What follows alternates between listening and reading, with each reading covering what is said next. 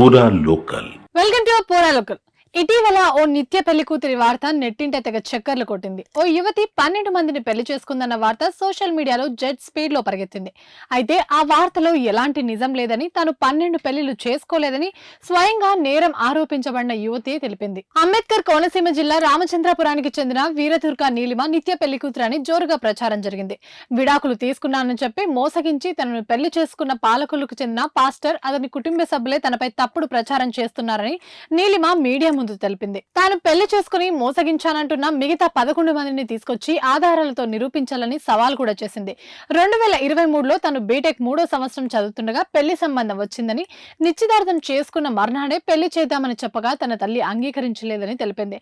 September 6న అన్నవరంలో పెళ్లికి ముహూర్తాలు పెట్టామని కూడా చెప్పారు. అయితే ఆగస్టు 26న నీలిమ పుట్టినరోజు సందర్భంగా పాస్టర్, అతని కుటుంబ సభ్యులు తమ ఇంటికి వచ్చారని, ఆ రోజు పాస్టర్ తాళి కట్టాడని కూడా నీలిమ తెలిపింది. సెప్టెంబర్ 6న మీ సాంప్రదాయం ప్రకారం పెళ్లి చేసుకుందామని చెప్పి ఖర్చుల కోసం పాస్టర్ తన తల్లికి 10 లక్షల చెక్కునిచ్చారని కూడా నీలిమ పేర్కొంది. కానీ సెప్టెంబర్ 2వ తేదీన పాస్టర్ మొదటి భార్య ఫోన్ చేసి ఆయన తనకు విడాకులు ఇవ్వలేదని, 2 పిల్లలున్నారని చెప్పడంతో దీనిపై పోలీసులకు ఫిర్యాదు చేయగా కేసు కోర్టులో విచారణలో ఉండగానే తన తమ్ముడికి ఫోన్ చేసి బెదిరించాడని నీలిమ ఆరోపించింది. మరోవైపు నీలిమ చాలా మందిని మోసగించినట్టు ఎలాంటి ఆధారాలు లేవని సిఐ వెంకటరమణ కూడా స్పష్టం చేశారు. నీలిమ 12 మందిని పెళ్లి చేసుకుని బ్లాక్ మెయిల్ చేస్తున్నట్లు పాలకులకు చెందిన గుర్రం రాజేశ్వరి అమలాపురంలో ఫిర్యాదు చేసింది.